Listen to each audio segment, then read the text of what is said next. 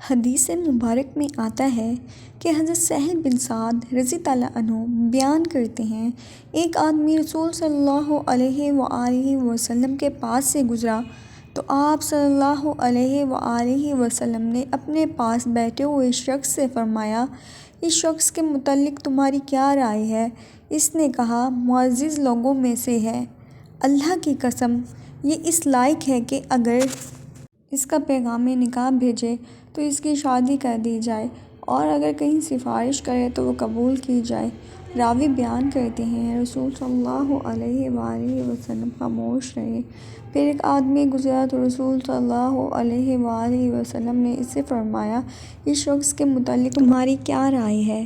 اس نے عرض کیا، اللہ کے رسول، یہ شخص غریب مسلمانوں میں سے ہے، یہ اس لائق ہے کہ اگر کہیں پیغام نکاح بھیجے تو اس کی شادی نہ کی جائے، اور اگر کہیں سفارش کرے تو اس کی سفارش قبول نہ ہو، اور اگر بات کرے تو اس کی بات نہ سنی جائے۔ رسول صلی اللہ علیہ وآلہ وسلم نے فرمایا، یہ تنہا شخص اس شخص جیسے لوگوں سے بھری زمین سے بہتر ہے۔